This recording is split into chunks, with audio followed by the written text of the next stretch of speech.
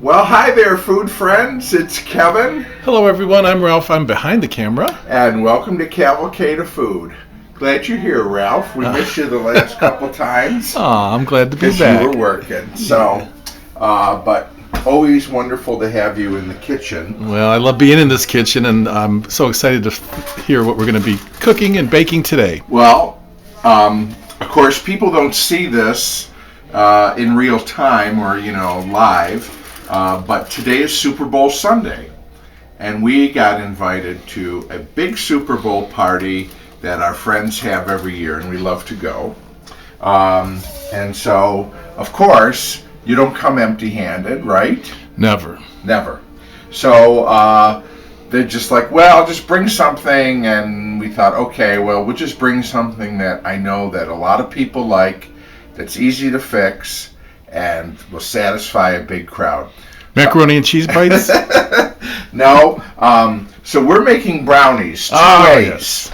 Sweet treats. Okay. We're going to make some brownies. And what I'm doing is I'm getting a little help from my friend Duncan. Oh. Okay. Dunkin' Donuts? Duncan Hines. Oh. And you can use whatever your favorite brownie mix might be, or whatever's on sale. I think most of it's kind of the same, but people have their preferences, and that's totally fine. So we're gonna make two different kinds of brownies, though. Rather than just make kind of the old-fashioned fudgy brownies, we're gonna make coconut brownies. And we're going to make peanut butter brownies. Oh, be still my heart. Okay. So, both of these are ones that we've made many times over the years, and people love them. So they're like guaranteed. Time tested, or what do you say? Yes. Kid tested? Kid tested, mother approved, right? Yeah. So people always like these. So the mixes make it easy because it basically has all your dry ingredients already in there. Mm-hmm. If you want to use a scratch brownie recipe, knock yourself out and do it. We're kind of on a time crunch, and so when these are on sale, I stock up on them, and then I just have them in the pantry. Well, regular viewers know Cavalcade of Food loves Step Savers. Yes. Because our moms did, Our moms we weren't afraid to use a can of soup here or a package there if it was called for or would help. So the brownie mixes, Ralph, really just require the addition of three things: oil, water, and eggs. Okay? Okay. And so what I'm going to do is I'm going to get these two separate mixes here, the batter together. I've added my oil, my eggs, and my water. And I'm just going to mix this. When you have a brownie mix, you want to be careful. You don't want to overbeat it, but you do want to make sure that all these sort of dry clumps of batter mix are broken down. Yes, and moistened. So I actually like mixing with a spatula. I find it helps me kind of scrape down more effectively the sides and everything. Yeah, exactly. So this is pretty much mixed now. And I'm going to go on to the next one and get that mixed. So let me get this mixed and done, and then we'll come back and we'll sort of work in our coconut and our peanut butter. Can't wait. And as you can see, it only took a few hand mixes to get this all wet and integrated, didn't it? We have our mixes mixed. So take a look here, Ralph. One looks darker than the other because this is a dark chocolate brownie mix, and this is a milk chocolate brownie mix. Okay. And again, a detail, but I think an important one. When thinking about sort of some brownie add-ins, certain things sort of lend themselves more to dark or milk chocolate. Let's think of candy, one of our favorite subjects. Mounds candy, right? Right. Dark chocolate and coconut. Right. Reese peanut butter cups. Milk chocolate and peanut butter. You So that's kind of how I sort of decided which one to use with what. Oh, you got chocolate all up in my peanut butter. And yeah, that's going to be a perfect blending of the two. And if you wanted to get even more kooky and creative, you could think of other things that dark chocolate go well with. Could I make like a hot pepper? Yes, you could. You know what? If you wanted to put a little cayenne pepper in the brownie, yes, just a hint. Yes, you could. Absolutely, a little. I would put a little cayenne pepper and maybe just a little chili powder. What about chopped up cumin? Chopped up jalapenos. Would that get too far? That might be going a little overboard. Okay. But you could definitely make a hot. Right, and chocolate. Together. Absolutely, that would be great. Fabulous. Ancient flavor ingredients. Yeah, so there's so many variations on brownies you can go, but let's start with our little coconut one here. So I've got a cup of sweetened flaked coconut. Isn't it shredded? Yes, shredded. Okay. This flaked is like thicker pieces, I think. Yes, you're right.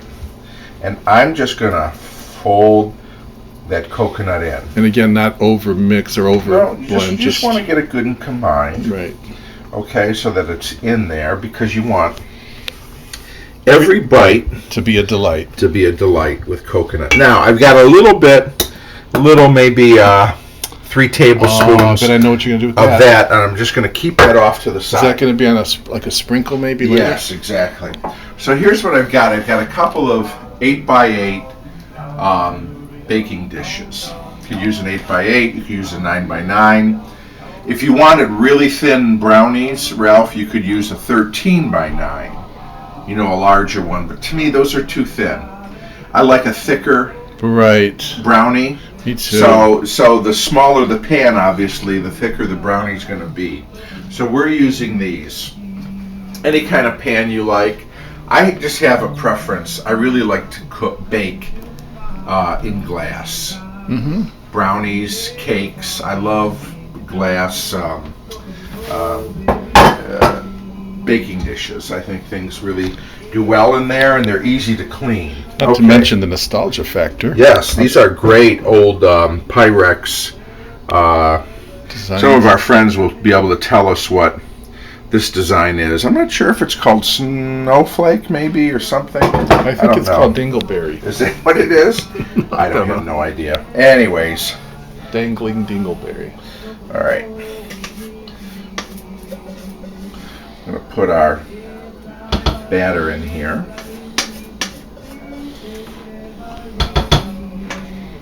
Of course, these will rise as they bake.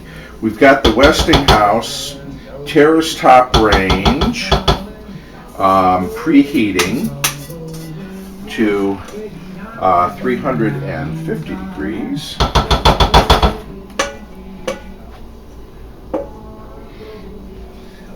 And we're gonna get this ready here. All right. Now, there's our batter. Now, you had it right, Ralph. I'm going to take this coconut here, and we're just going to sprinkle it on the top, like so. Oh, before it goes in. It will bake on, and it will brown up a little bit. But what this will tell people, it's also an indicator. You know, you always want people to know what they're getting. In case they're allergic to coconut or don't like coconut. Or don't like who wouldn't like. You know what? We wouldn't even be friends with them. That's a deal breaker. Total deal breaker. You don't like coconut. Sorry, we're not coming to your party. Yeah, sorry. We'll stay home. All right, now let's. So it won't burn. It'll just toast. Yeah, it'll just brown. The batter is going to rise up as it bakes, and it'll kind of suck that coconut in a little bit. Okay. It'll be fine. So how long is it going to be in the terrace top? Oh, probably 45 to 55 minutes. All right. So now we have another pan. This pattern, I happen to know, is Golden Butterfly. Oh. And this is a pattern that we love. See the butterfly right there? I don't know if if it's blurring out, but yeah, there's a butterfly and a flower in the middle. Well, because, Ralph, Oh, this you got is it all over the place. This is our everyday dishware that we use, and it is called Golden Butterfly. I never knew that, and we have had this since we were kids. My mother had this pattern. I just thought it was and like we just kept on going with I thought it was some kind of butterscotch. Well, this is sort of butterscotchy, isn't it? A butterscotch pudding. Yeah, I like that. Well, anyways, that's what it's called. So we have a pan here. Now, what I'm going to do with the peanut butter is we do it a little differently. So this was about half, 3/4 cup of just regular peanut butter. I put it in the microwave for 30 seconds. Wow. See how liquefied it is? It's melted. Let's just put that onto the side. Now we're going to pour in our milk chocolate brownie mix here. Who are we listening to? Well, it was Johnny Ray, and then there was a record I found recently for like, I don't know, 25 cents or something. Big spender. Yeah, it was called Million Sellers or Big Sellers or something. Let me see if I can find it real quick while I'm talking about it. Golden Oldies All-Star. So no, I'm sure, I guess they weren't million sellers, but this record did have some hits, but it also had some songs I didn't recognize, and I thought it'd be fun to listen to. So it's always fun to listen to music, no matter what. Okay, got it. Okay. Vintage music, vintage comfort food, vintage people. That's us. Yeah, I'm afraid we are getting vintage. Okay, so now we have our brownie there. Our milk chocolate brownie mix. Now, what I'm going to do... You forgot to put the peanut butter in. Well, here's what I'm going to do, Ralph. Oh. Maybe let me go this way so the camera can get it. Swirl and marbleize. I just saw this on a art thing where they were showing how people make marbleized patterns by doing something similar. Well, it's exactly the same idea. We get a knife, so we want to get all of our peanut butter here on the top. See, with the peanut butter out of the jar, you couldn't do this. It's too stiff. But by just heating it up a little bit, slightly, gives it some flexibility. Yeah, it liquefies it. Now, what I'm going to do is we're going to take this knife. Oh my goodness, that's exactly what I saw in this art program. Okay, and we're going to make a fun little pattern here on the top.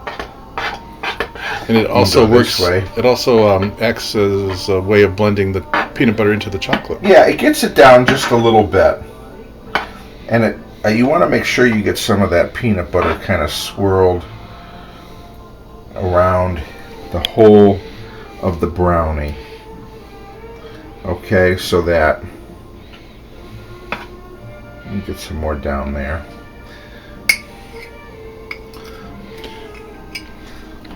Okay. Kevin just kind of had a free-for-all. You could be a little more methodical with your pattern you making could. if you wanted to, but no, it's going to be. You get the idea. Yeah. Plus, it's all going in your tummy. Once it's all cut up, it won't be as distinct. Okay.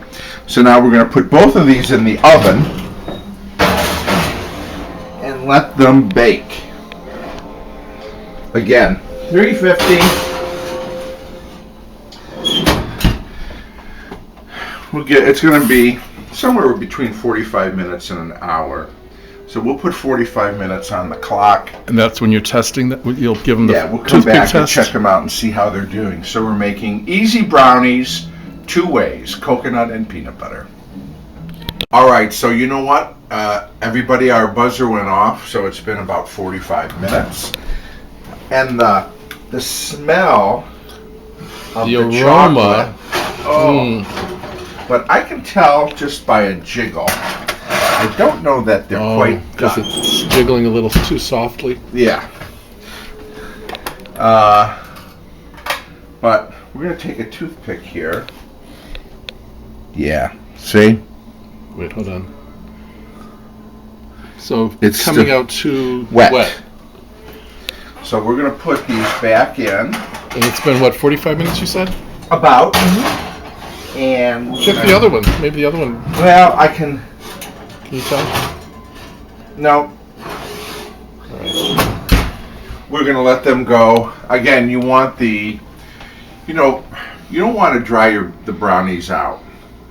But, you know, they got to get cooked. They got to get fully baked. That's me saying, mm-hmm. And no. So, anyways, we're Yes. going to leave them in for another 10 minutes or so and just see how they do. Okay, Ralph, we gave them another 10 minutes here. And no jiggling. We'll, so that's the peanut that's butter the chocolate. peanut butter one. It's kind of beautiful, I think. It is. Is it going to go down? A little bit in the center as it cools, but let me get a... Come on, toothpick. Here we go. I can smell the peanut butter. Of course, the chocolate too. See? So Nice and out clean. dry. That means it's not. Means it's undercooked. good. So now let's try. See our little coconut one here. Can't wait to try that. Oh, I see how See? you meant how the coconut goes into the batter. Yeah, and it does. The Toast. part of the coconut that stays on the top toasts up, and you know, toasted coconut is such a wonderful. Again, nice. Okay, so they're done. I got an idea. Tell me. Well, something you could do as a variation. What if you, on the peanut butter one, added some crushed peanuts? Like on the top? Yeah. Yeah. Like those blistered peanuts, or Yeah. any kind of just kind of crush them up with a hammer and then throw them on top. Yeah, or whatever, if you didn't have a hammer handy in the kitchen. Oh, like maybe But no- an anvil and a sledgehammer. But no, Ralph, I think that's a fine idea. Now, the brownies are very hot, and we're going to let them cool completely. And then we'll cut them up into squares and put them on a nice plate and take them with us to our party. So we'll take them not in these containers, or not No. in these baking No, dishes. we're gonna, because I'll take them on a plate that we can just leave there and they can enjoy. So you know what? We had a great time making our brownies. 2 ways. Easy brownies, 2 ways. Peanut butter, coconut. And we hope you had a good time being with us. I can't wait to try both of them. And you know what? We'll see you next time right here on Cavalcade of Food. Bye, everybody. Bye.